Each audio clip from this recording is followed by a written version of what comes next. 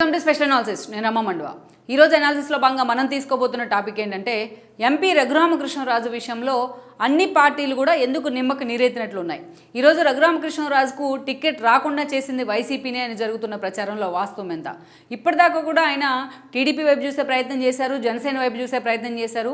ఏ party నుంచి అయినా సరే తనకు టికెట్ వస్తుంది, మూకుమ్మడిగా ఈరోజు 3 పార్టీల అభ్యర్థిగా తానే ఉంటానని కూడా ఎంతో ధీమాతో ఉన్నారు నిన్న మొన్నటి వరకు కూడా. అలాంటి రఘురామకృష్ణరాజుకే ఈరోజు టికెట్ లేకుండా చేసిన ప్రయత్నం ఎవరిది?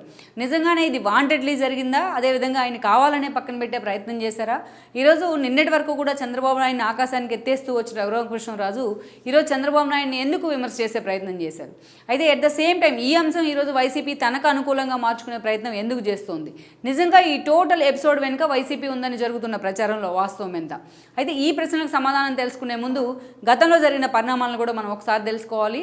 సో రఘురామకృష్ణరాజు ఆయన నర్సాపురం నుంచి ఎంపీ టికెట్ని 2014 సమయంలో కూడా ఆయన ఆశిస్తూ వచ్చారు. ఆ టైంలో మనం చూసినట్లయితే రఘురామకృష్ణరాజు రాష్ట్ర విభజన తర్వాత జరిగిన పరిస్థితుల్లో అంతకు ముందే ఆయన వైసీపీ వైపు రావడం జరిగింది. రాష్ట్ర విభజన క్రమంలో ఆయన జగన్మోహన్ రెడ్డి సమైక్యవాది కాదు తెలంగాణవాది అంటూ కూడా ఆయన జగన్మోహన్ రెడ్డి మీద విమర్శలు చేస్తూ బయటకు వచ్చున్నారు వైసీపీ నుంచి. ఆ తర్వాత బీజేపీకి మద్దతు ఇచ్చే ప్రయత్నం చేశారు, టీడీపీ వైపు కొన్ని రోజులు వెళ్ళున్నారు. అయితే ఆ రోజు బీజేపీ టీడీపీ ఆల్రెడీ అలయన్స్ ఉన్న కారణంగా రఘురామకృష్ణరాజుకి టికెట్ దక్కలేదు, గంగరాజుకి టికెట్ దక్కడం జరిగింది. ఈ క్రమంలో నేను మళ్ళా వైసీపీ వైపు వచ్చే ప్రయత్నం చేశారు, కానీ అప్పటికే టికెట్ అయితే దక్కిన పరిస్థితి అయితే లేదు. సో 2014 ఎన్నికల్లో ఆ రకంగా తన టికెట్ని అయితే ఆయన కోల్పోయారని అనుకోవాలి. ఇక ఆ తర్వాత జరిగిన పరిణామాల్లో 2019 ఎన్నికల్లో అప్పటిదాకా వైసీపీని హోల్డ్ అవుతూ వచ్చారు. ఇక 2019 ఎన్నికల సమయంలో వైఎస్ఆర్సీపీ టికెట్ దక్కించుకోవడంలో కూడా ఆయన సక్సెస్ అయ్యారని అనుకోవాలి. ఏకంగా నర్సాపురం ఎంపీగా ఆయన పోటీ చేస్తున్నారు. అటు జనసేన నుంచి నాగబాబు పోటీ చేశారు, ఉండి గతంలో మాజీ ఎమ్మెల్యే అయిన శివ ఆ రోజున టీడీపీ నుంచి పోటీ చేయడం జరిగింది.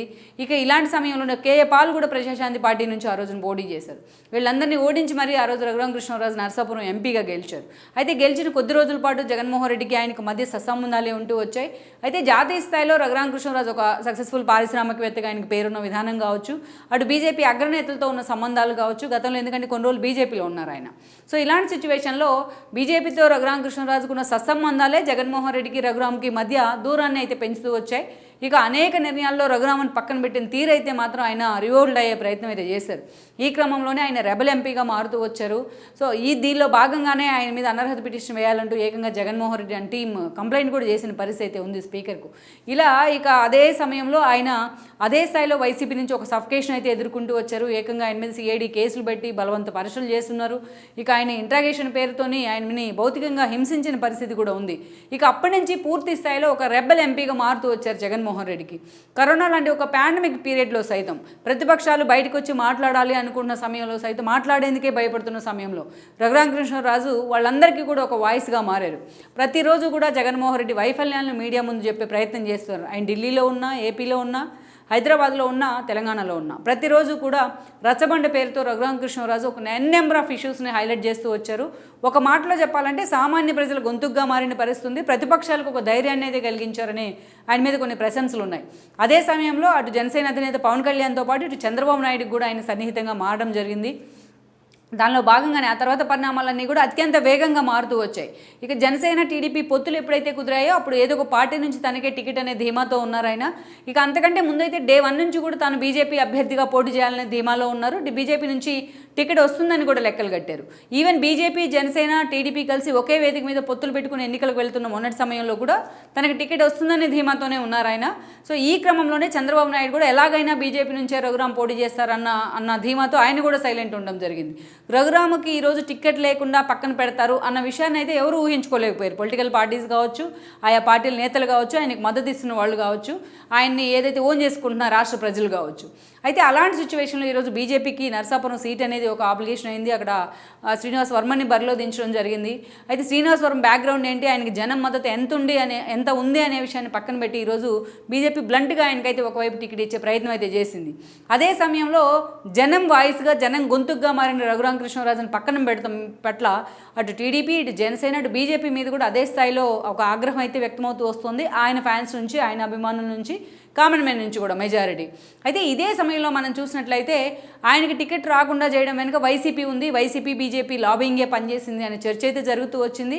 అయితే మోడీ లాంటి వాళ్ళు వచ్చి జనసేన టీడీపీతో కలిసి ఒక వేదికను పంచుకున్న తర్వాత ఈరోజు బీజేపీలో వైసీపీ కలిసి రఘురామ్కి టికెట్ లేకుండా చేసే అన్న మాటలో అయితే కొంతవరకు సత్యదూరంగానే ఉన్నాయని అనుకోవాలి మనం.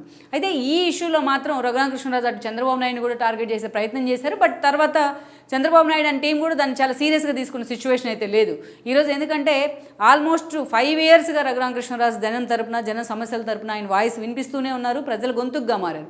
అందుకే అన్ని పార్టీలు కూడా ఆయన మీద అంత ప్రవోకింగ్గా ముందుకు వెళ్ళాలని ఎప్పుడు కూడా ప్రదర్శించిన, ఆ కోపాన్ని ప్రదర్శించిన సందర్భం అయితే లేదు. అయితే తనకి టికెట్ రాలేదన్న ఒక ఆలోచనతో ఆయన స్పందించారని కొన్ని విమర్శలను కూడా ఈరోజు తెచ్చుకున్నారు ఆయన. But at the same time వాటన్నిటిని కూడా రివోక్ చేసి ఈరోజు మళ్ళీ చంద్రబాబు నాయుడుతోని, లోకేష్తోని కూడా ఆయన భేటీ అవుతున్నారు. తన టికెట్ విషయంలో క్లారిటీ తీసుకుంటూ ఉన్నారు. ఈరోజు ఏకంగా విజయనగరం నుంచి ఆయన పోటీ చేస్తారు. అశోక్ గజపతిరాజును ఇప్పటికే చంద్రబాబు నాయుడు కన్విన్స్ చేశారని కూడా వార్తలు వస్తూ ఉన్నాయి. ఇక అదే సమయంలో చూసినట్లయితే వైసీపీ దీని మొత్తాన్ని కూడా తనకు అనుకూలంగా మార్చుకునే ప్రయత్నం చేస్తుంది. ఒక రాజేష్ మహాసేన విషయం కావచ్చు, ఒక రఘురామకృష్ణరాజు విషయం కావచ్చు, పూర్తి స్థాయిలో తమ మీద వాళ్ళు ఇప్పటిదాకా కత్తికడుతూ వచ్చారు కాబట్టి ఈ ఇష్యూని తమకు అనుకూలంగా మార్చుకునే ప్రయత్నం అయితే చేస్తుంది వైసీపీ. ఈరోజు మోడీ వచ్చి ఏకంగా చంద్రబాబు నాయుడుతో, పవన్ కళ్యాణ్తో ఒక వేదిక పంచుకున్న తర్వాత ఈరోజు టికెట్ రాకపోవడం వెనక వైసీపీ ఉంది అనే ఒక ప్రచారంలో అయితే వాస్తవం లేదని అనుకోవాలి మనం. అయితే ఇలాంటి సిచ్యువేషన్లో రఘురామ్ మాత్రం తన టికెట్ విషయంలో ఇప్పటికీ ఫైట్ చేస్తూనే వస్తున్నారు. అల్టిమేట్గా చంద్రబాబు నాయుడు కూడా ఆయన టికెట్ విషయంలో చాలా సీరియస్గా ఎఫర్ట్ పెట్టారన్న చర్చ అయితే జరుగుతూ వస్తుంది. మరి అల్టిమేట్గా రఘురామకృష్ణరాజు ఏ ఎంపీ టికెట్ని దక్కించుకోబోతున్నారు, ఆయన భవిష్యత్ కార్యాచరణ ఎలా ఉండబోతుంది అనేది కూడా ఒక హాట్ టాపిక్ అయింది రాష్ట్రంలోని, మనం చెప్పక తప్పదు. ఈ వీడియో మీకు నచ్చినట్లయితే please share, like and subscribe R24 Telugu.